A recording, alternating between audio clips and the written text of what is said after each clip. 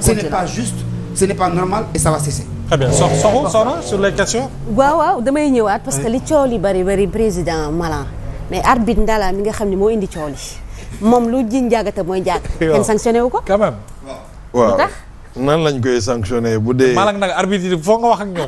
est-ce que moo indi coow. loolu expliqué naa ko fii nee na nan lañ koy sanctionné bu dee ñu ko teg foofu noonu dafa nekk de connivence avec eux. waaw loolu ça va être difficile.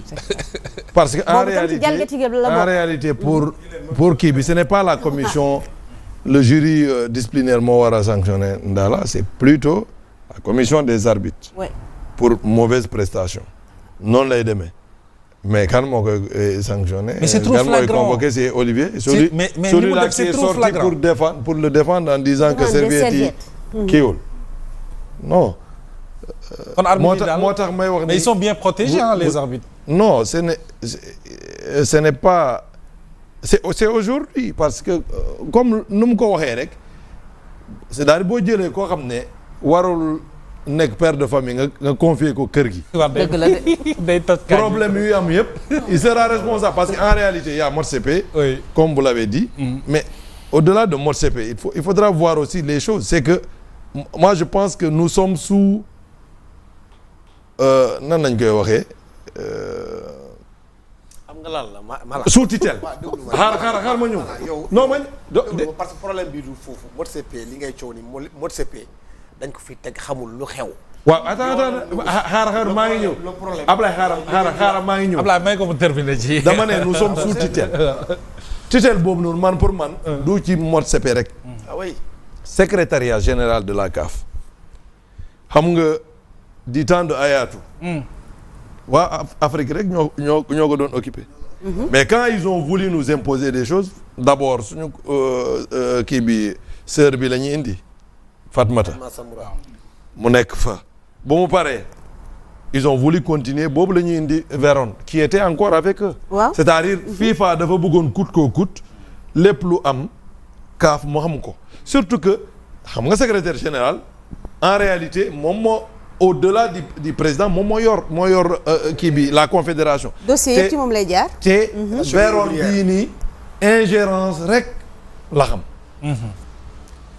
parce que du temps de Hayatou moi je me souviens ñun musuñu dégg ci affaire désignation Hayatou wax affaire désignation mais Amad comme ni ngeen ko waxee yenn saa yi mu intéressé wu ci ay kii naan arbitre bi par exemple buñ ko désigné defoon na ko fi Djibril Camara.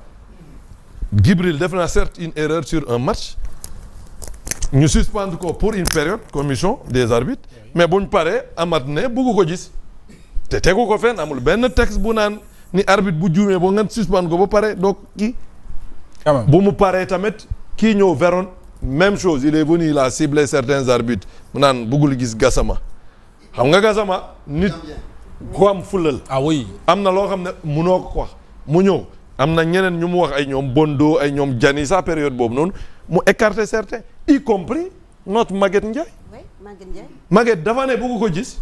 loolu moo génne Maguette ci. Où étaient les gens de la commission centrale des arbitres. mais loolu la foofu lay ñëw man en ce moment j'étais moi membre de la commission pas centrale on dit commission des arbitres au niveau de la CAF. à un certain moment bu mu commencé ñun y avait des choses yoo xam ne dans la commission dañ koy bañ parce que ñan ñoo fi nekkoon Eddy Maye moo nekkoon au département il refusait des choses on était là avec les Jérôme Damon les Doué Désiré Noumandiez ci commission bi.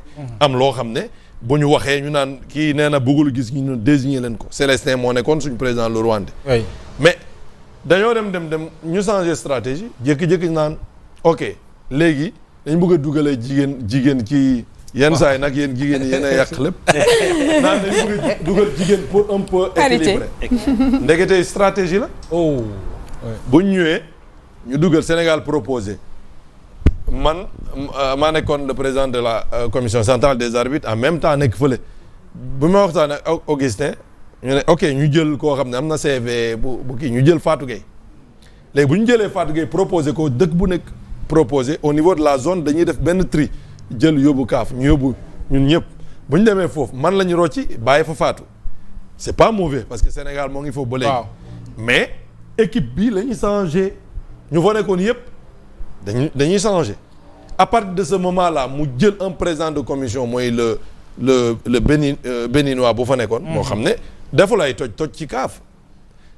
donc facilement maîtrisable noonu la def Véron noonu la commencé woon def di ingérer wu yàlla def ni man comme j'étais en même temps instructeur CAF FIFA ñu bàyyi ma fa ñoo doon préparer arbitre yi te le seul instructeur bu doon formé ci côté VAR bi man la woon ñu préparer arbitre yi parce que balaa ñu dem kan arbitre dañuy am ay séminaires yu bëri parce que on voit les arbitres faire des matchs mais c'est pas que ça il y a une préparation boo xam ne bu métti bu ñuy def par exemple bu ñuy dem coupe du monde ils sont suivis par la FIFA avec des séminaires pendant 4 ans avant la compétition. 4 ans oui minimum. léegi CAF tamit dañuy suivre au moins une année avant parce que dañuy organiser le cours d'élite ñu dem ay yeneen séminaire bu ñu demee boo ñu def le dernier séminaire des arbitres pour la CAN en Côte d'Ivoire ñu génnee la liste ñuy dem moi je vois mon nom barré en rouge ñu ne du ma dem ma laajte alors que j'étais le seul instructeur à part man c'est Doué qui est le directeur de l'arbitrage ñu ne c'est Véron qui a demandé à ce que ñu remplacer pourquoi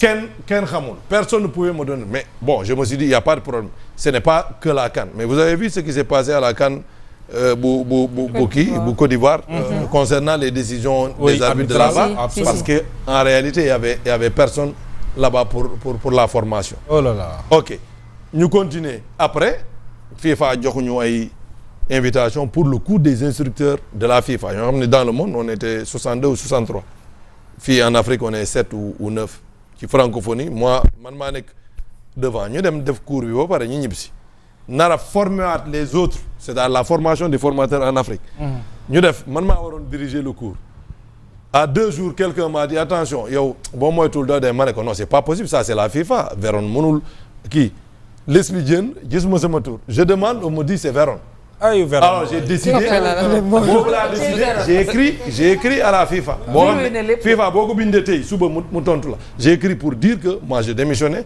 parce que je ne veux pas être un instructeur de salon parce que je leur ai dit que Véron était en train de s'immiscer dans les désignations de la CAF ça c'est en 2024 oui personne ne m'a suivi loolu moo indi lii aujourd'hui il s'immisce avec ses connexions et naturellement day am ay mooy ñun ñaar yi maanaam doon wax sànq football bi léegi dafa am ay business ci rapidement président ci loolu. mooy Véron xanaa non moom lu mu wax nii yëpp.